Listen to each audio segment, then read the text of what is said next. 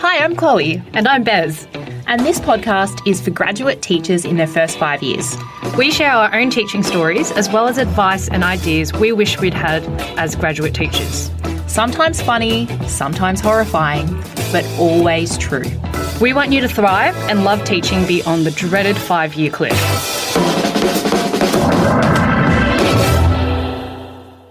Hi, welcome back to Two Friends Who Teach. I'm Chloe and I am an extroverted introvert.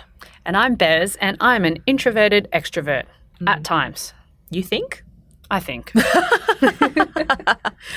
Well, today we're going to be talking about camps.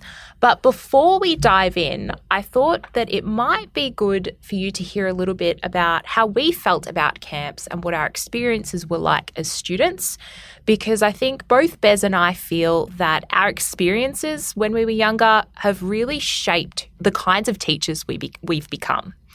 So, Bez, I'm going to start with you. How did you feel about camps? I loved camps. I was keen. I was excited. Why? Because you can stay up late and you can have all the sugar that you ever wanted and no one was going to tell you off. Keen as a bean. How did you feel? I feel like I probably wouldn't have wanted to bunk with you. Ouchie. No, look, I was the kind of kid that was pretty excited about camp, but I was also like highly anxious about camp at the same time. So I'd be like, am I going to get enough sleep? Is the water going to taste okay? I don't want to keep my friends up. But I was also really excited for like the activities and the movie nights and like hanging out. Bit mixed. Yeah. Ambivalent is how I felt about camps.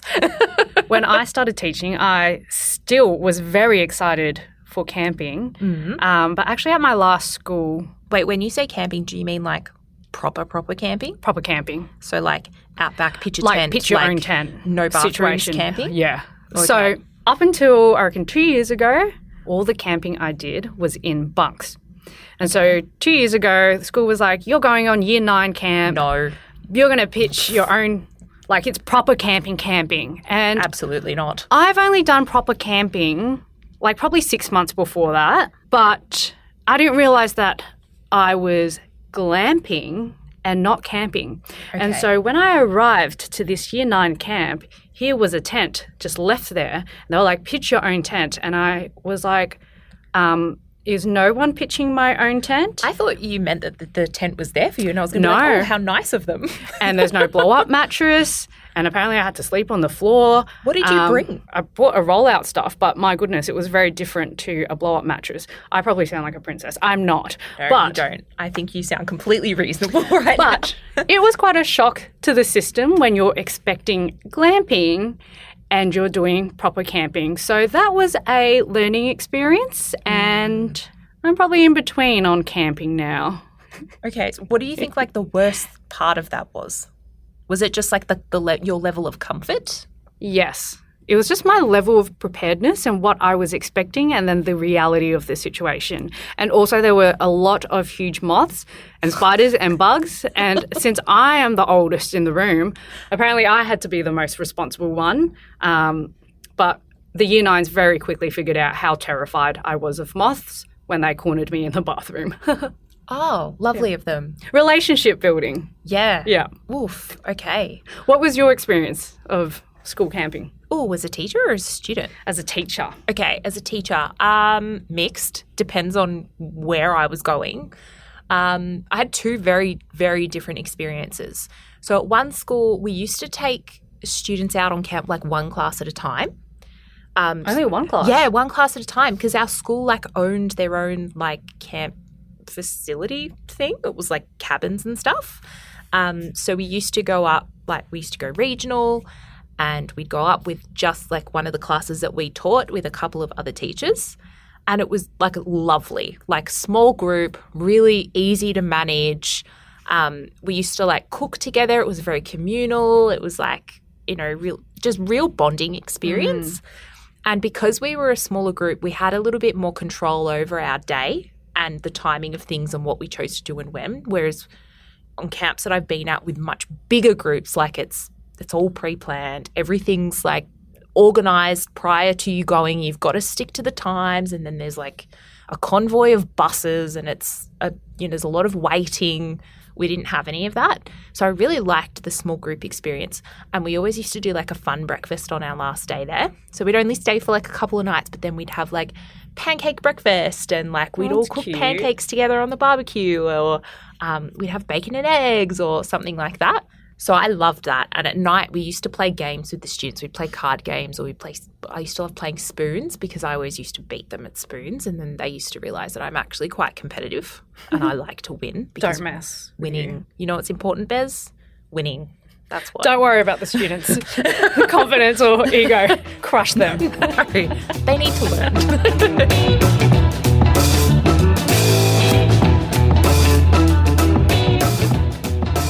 However, the alternative experience that I've had with camp is, we're taking all of the year 7s out, and we're quite a large school, so that maybe there's like 12 year 7 classes. So you've got over 100 kids there with you, and there's lots of teachers, lots of buses, lots of cabins, and it's a little bit of an organisational stress.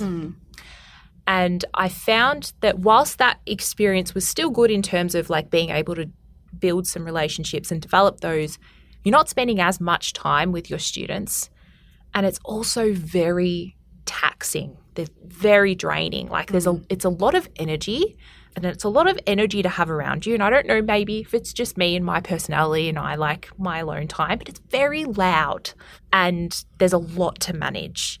So I think it's a really good time for us to consider, like, before you're even planning for your ongoing on camp, like, how does someone who's never been on camp before, how do you prep for that? How do you figure out what to expect? That is a great question. I feel like there is only so much prep that you can do, but there will always be surprises. I think one really important thing is knowing which group you're going to be on camp with. Yeah. Communicate, ask, talk with the other teachers. What are those students like if you don't teach them? Because that will help you navigate that group that you're looking after. Yeah. And sometimes it is a sensitive or an interesting group dynamic. Excitable group. Yes. It's a learning experience for everyone involved. Yeah, but no, I mean, that's so important, because you might also have students in your group who might have specific disabilities or accommodations and things that you need to make, and you need to be aware of that. So I'm just thinking about a student who was in my camp group on camp who was neurodivergent, and they had a learning plan. And I didn't know this student. They were new to the college at year 7, but we did have a briefing meeting beforehand about them so that I knew what some of their triggers were, what some of the comforts were. And it was so helpful to me because it actually informed how I was going to act and behave around them. And even some of the things that I said, this student really hated rules. Really hated the word rules as well. When you're going on camp, there's a lot of talk about rules. So I couldn't say that word. So even, when we were going swimming, I was like, safety precautions instead of like words like I know it sounds ridiculous, but it was helpful in helping this student listen to me and follow instructions and things. If you go in blind, like you said before, and you've got no idea who's going to be in your group on the day, like, oh man, you're kind of setting yourself up for disaster, potentially, right? What about leaving work for your classes that aren't that aren't there with you? I know you're making a face at me right now. We love leaving extras, don't we? No. Your face says it all. Look, my experience was plan earlier than you think you need to. Like, definitely don't be doing all that prep the night before and printing off all the materials that you're going to leave behind, because you just want to go home and decompress, pack, make sure you're all sorted. In terms of the types of activities, I leaned towards things that I knew were going to be easy for somebody else to implement and that I could easily come back and follow up on. So it might be like, I've printed some worksheets and activities, or maybe there's a link to an activity that I know my class has access to and they can complete it all online. Something that's like pretty straightforward. Nothing where I'm getting somebody else to like implement like a jigsaw task or anything, because I know that it's not going to go well, and trying to keep students off things that I know are distracting. What was your process? Apart from the fact that it's very clear to me that you don't enjoy writing extras. No, I don't think anyone enjoys writing extras. Absolutely But it's just more, how do you strategically do it when it's a large amount of time? Yeah. Definitely online. I loved like online resources, because what that meant was I could actually track students' progress, because some students would be like, I have done it, and then you could actually see how much they'd progressed through. Worksheets were always really helpful. Something to keep in mind as well is if you're planning to leave extras where students are using an online component, perhaps have a teacher or a couple of teachers there who are able to step in and help if there are access issues or if they're having troubles with their account. Yeah. That's just something to keep in mind, with students' password, and, there's always just something. Yeah, like leave there them a with list online. with some details or, an account login so that they can check things or whatever it is. Yeah, but definitely planning in advance is always key. Like, I would be planning it as soon as I found out when the camp was, and then sort of seeing what topic you're up to.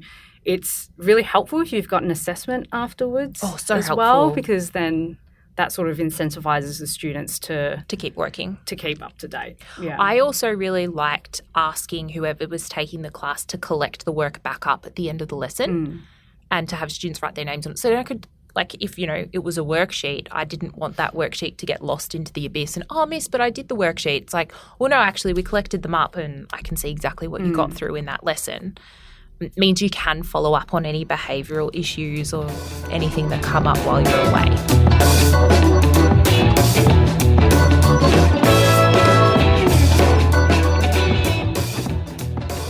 So, Chloe, what should you always pack for camp?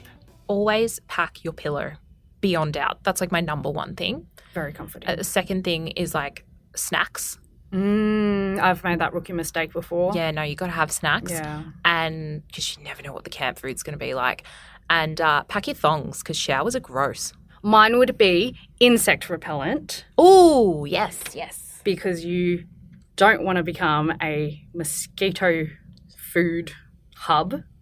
The second thing would be, I think I just do this for anywhere, even if I'm traveling, but I don't know, extra underwear and socks, because my pet peeve is when you get wet socks and you don't have enough dry socks, and so you have to walk around all day with wet socks, and it is not pleasant, and you will get a cold, because it is true. Yeah, no, Sorry, that's true. I went off onto a tangent there. You've made me think of another thing. Hairdryer. You pack a hairdryer? Yes, you pack a hairdryer. Who wants to really? hang around with like wet hair at night and then you can't sleep because your hair's wet? I don't know. Maybe that's just me. But if you can't sleep because your hair's wet, then pack a hairdryer. Oh, actually, yeah, you got to bring a towel too. Yes. I actually forgot a towel one camp and it was like the worst thing ever. And I was so lucky that one of my colleagues packed a spare that I could borrow and then like take home and wash and return to them, which was lovely of them to lend me their towel. Oh, and then if you're going proper camping, like Okay, not like old school cabins, and you're possibly not going to use the shower, maybe, because they'll probably, I don't know, maybe will be gross. Bring some wet wipes. Wet wipes are always very helpful in all situations. That's actually true. Hot yeah, tip. love a baby wipe.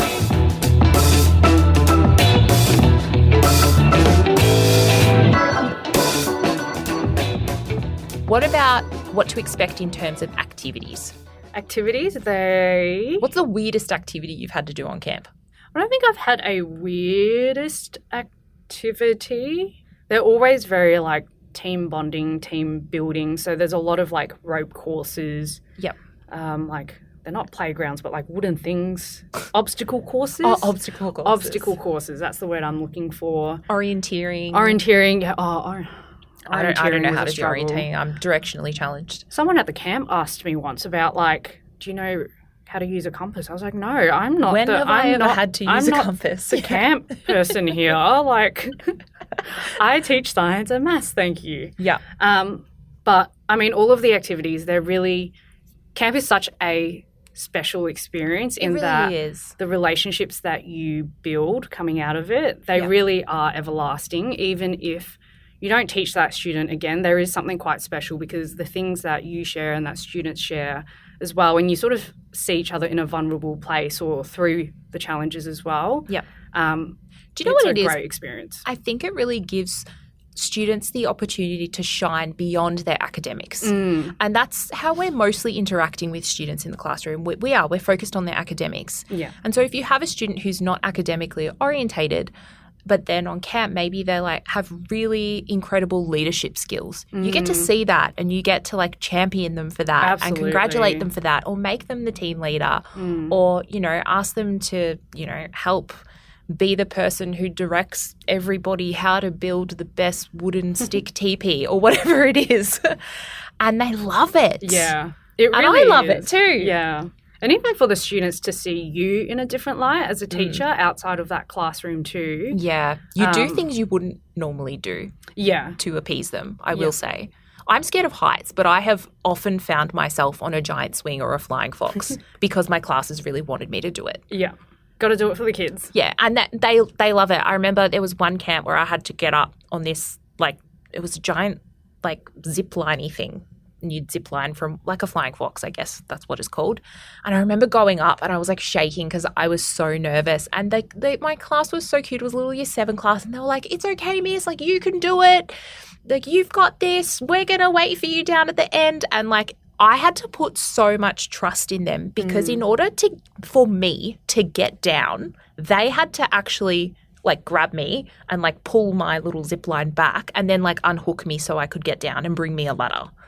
And I actually said to them, I was like, if you guys don't bring me the ladder, like you're all failing my class.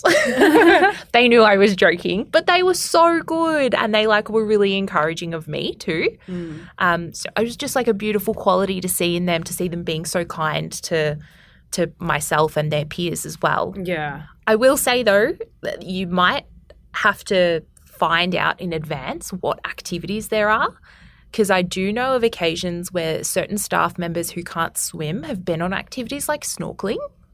Which is probably not the best idea if, like, you're not comfortable in the water.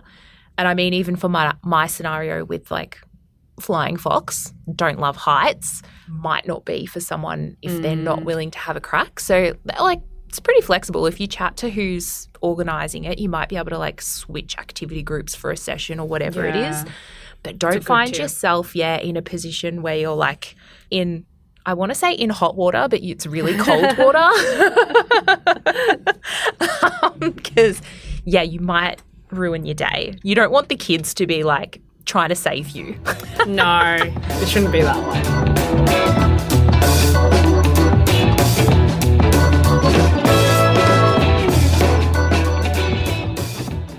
It's pretty funny. With my experience as a student, one of the things that I mentioned was I loved the idea of having a sleepover with your friends, and part of that is Okay, party girl. Part of that is staying up later past your bedtime, right? But it's really interesting when you then become the teacher. The thing that you loved as a student is now a challenge. It's a thing you hate. It's understandable where the students are coming from, but of course, you know, there has to be a bedtime. Did you have any experience, and how did you manage, I guess, students not going to sleep when they were supposed to be asleep by? Yeah, I was a little bit mean, I think, with students when it comes to this. I was a bit of a stickler for, like, okay, you get a couple of chances and that's it. But I used to make that expectation really clear with all of the students. And obviously as a member of female staff, I was managing, like, the girls' dorms. And so I'd go around at night and I'd be like, okay, girls, at this time at night, like, this is lights off. That means you need to be in your beds. We don't want to hear you talking outside. Please don't disrupt each other, because there will be people in your cabin who would like to sleep. And you get 2 warnings. After that, you're going to have to come, like, out of your cabin, and you're going to have to stand out there for, like, 15 minutes in silence or something. So just making, like, those expectations really clear at the start. Obviously, follow whatever the behaviour management recommendations are at your school. There might be a system that's already in place. Sometimes there isn't, in which case you might need to consider what some appropriate next steps might be.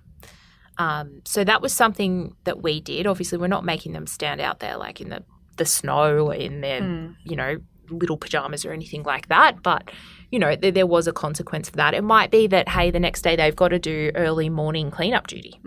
That was a really good one because they didn't want to have to get up early if they weren't going to sleep. Yeah. So that was kind of what we did. And we used to just sort of patrol the area for a certain amount of time. If we could hear students being silly or eating lollies or on their phone, sometimes we had to confiscate things, give them back to them the next day, knock on their dorms, whatever it is.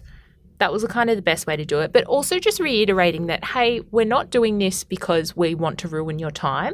We're actually doing this because we want to make sure that you're well rested so that you can enjoy your day tomorrow, so that you can have a fun time and so that everyone can enjoy their experience. Yeah, that was kind of how I handled it. What did you do? I'd say quite similar as well. To be honest, I think I've been quite lucky in that I haven't had, obviously, the excitement of being on camp with your friends and your peers is there, and not everyone's going to sleep 10 o'clock on the dot, for example. Yeah. But I thankfully haven't had a lot of pushback with that. Same as you, just making the expectations really clear. And I found that just reminders throughout the night as well, just being like, all right, everyone, just a reminder, it's going to be lights out in 30 minutes. So do what you have to do. And then just giving them enough time, that's really important, rather than just being, okay, it's lights out now. Yeah. Giving them a runway to be like, there's 30 minutes left. They need that you've lead got time. 15, you've got 10, so finish off whatever you need to do.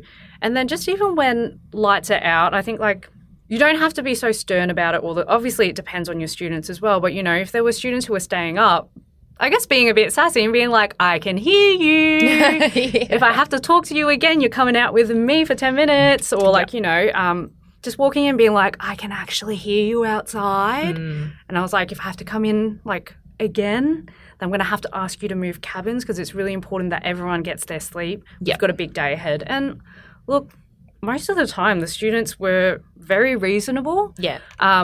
My friends generally had a pretty good experience. I think tiring them out through the day is so important at making sure they actually do sleep at night. If they're not doing enough during the day, then expect trouble at night. Yeah, yeah. And look, there have been instances when I did the camping, when I heard there were two particular groups that and you were will up. hear everything when they're intense, right? Yeah.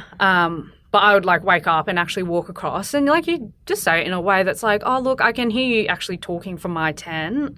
I actually can't sleep and I really need to sleep. You actually need some sleep too. Yep. So it's really lights out now. And if I have to speak to you again, I'm actually going to separate this entire group if that's and I don't want to do that. And following through is important as well because then it does send the message to everyone else, oh, okay, they're serious about when they say this. This is actually important. Absolutely. But you're right. Most of the time, the entire day, you've worn them out. So most of the time, they'll knock themselves out. Yeah, absolutely. Yeah. And I think that's so important at managing our own energy because, teaching a regular day is the kind of thing where you're on all the time. Then you go to camp and you're not on just during the day. Yeah. You're on at night as well. All the time. And so taking those moments throughout the day or when you do get a 30-minute break or whatever it is, I think it's really important to make sure you do what you need to do to recharge. Yep. I know that there have been instances where I've just gone to have a lie down for 30 minutes during my break because I just needed to be in a room where no one could talk to me. Or, I've gone for a little stroll up the street to get a coffee and that's been my alone time. People knew where I was, but it was my break and I could just chill out and enjoy. Yeah, you're so right. Having that quiet time to yourself is so valuable because you're saying, you're on pretty much 24/7. It's beyond the classroom. Yep. Yeah. And you don't know if you're going to have to get up at 3 a.m. because someone's homesick or whatever it is. Yeah. You need to be prepared for that and you got to have a bit of energy left for that. I think that if you can, get a cabin on your own. Oh, did you? Yeah, I always got a cabin on my own. No, we didn't always. Sometimes we had to bunk with our colleagues. But if you can get a space on your own, it's so nice. Just to have your own space. Otherwise, you kind of still got to share with someone. Yeah, there's nothing like having your own space.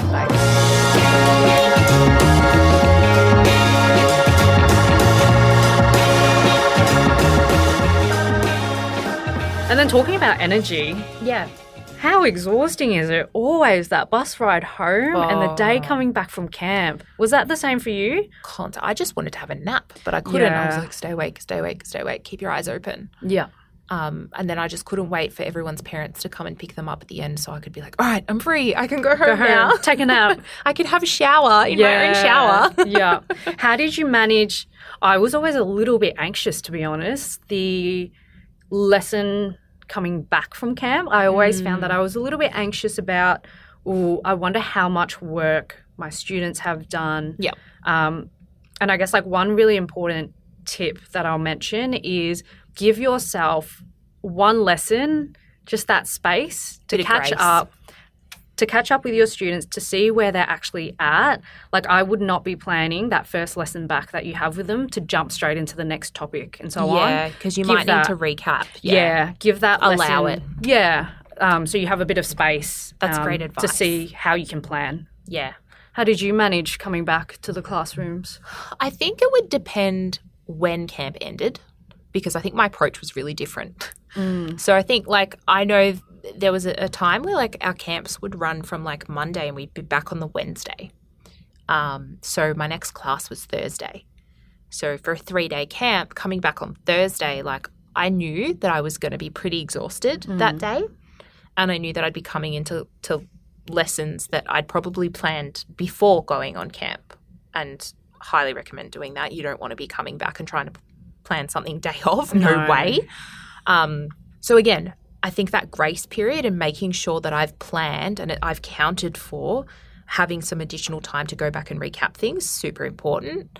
If it's a class, if it's one of the classes that I've taught from camp that were on camp with me on that day that we've just come back and it's midweek, I would expect some absences. So making sure, again, grace period's pretty important. Maybe even incorporating activities that sort of recap parts of campus too, because students are going to want to talk about it. It's going to be they're excited. It's on their brain. Otherwise, if the camp finished on a Friday and I was going into the weekend, I would just make sure I was going to rest. Rest was a huge priority, and I would make sure that I would have my Monday planned in advance as well so that I could really just enjoy that weekend. Yeah. But yeah, if you're coming back midweek, you need to be pre-prepared, but you're kind of in survival mode. Yeah, that's true. And I think are going to be pretty wrecked that week. Yeah. And I think, just that grace period and even just planning a few activities which are gentle so you're easing back into it. You don't want to be 100%. at camp and then coming back, hitting the ground running. Yeah. Term one, normally camp is on term one, but it's a chaotic time. It is. And I think being really strategic with your social life as well. If you're coming back from camp on, Wednesday, don't plan to be going out late on Thursday night for a dinner with your friends or whatever it is. Yeah. Try to plan for things to be a bit slower, a bit more nice for yourself. Go have a bubble bath, go to a yoga class, go lock yourself in a quiet room. At least that's what I would be doing. Maybe you would love to have a dinner with your friends, but you know yourself, right? Yeah. Just having those self-care activities.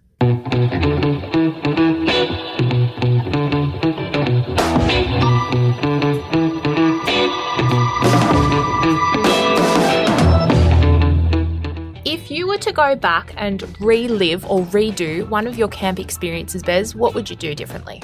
Roll with the waves and just embrace. I'm not saying I didn't do this, but I think just really embrace the opportunity you have to build a relationship outside of the classroom with the students. Yeah.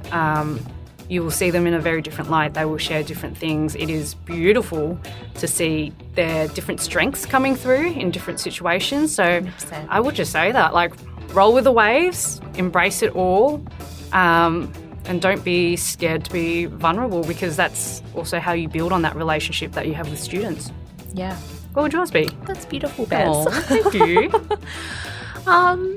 I think it depends which version of little Chloe you're asking. I think at times where maybe my patience was wearing a little thin, advice I'd go back and give myself is just to remember that they're excited and that's it. And, this is a brilliant time for them. And it's, they're never going to get this experience again. For myself, I think making sure that I don't feel guilty when I am taking my breaks. Yeah, that's really great. I think I did used to feel a little bit guilty, or like I should be out in the yard, like supervising or doing something, or, you know, going to an activity even though I wasn't scheduled on for one. I think, yeah, if I was to go back and do that again, really just making sure that I had my downtime and maybe even enjoying some of that downtime with my colleagues who are also on a break. Yeah. To continue building those connections within the school, and particularly if I was at a new school as well. Yeah. No, that's a great tip. Yeah. Actually, I changed my answer. Oh, go on. My one key takeaway would be remember to bring snacks, because it is a long day and you don't want to be hungry. And if you're like me and you get hangry, I get hangry. It is not nice, and it tests your patience when you're hungry and you need to expend a lot of energy, and there's a lot of students you have to look after. So bring the snacks. Better to have more than to have none. Yeah, if you're feeling a bit cranky, just steal the kids' lollies or have a muesli bar. Yeah, the kids have all the lollies. They really do. And they share most of the time. Mostly, yeah. Well, thank you for listening to today's episode. Hopefully it is helpful for your upcoming camp. If you enjoyed today's episode, please like us and give us a comment, leave us a rating on Spotify or Apple. Thank you. Bye.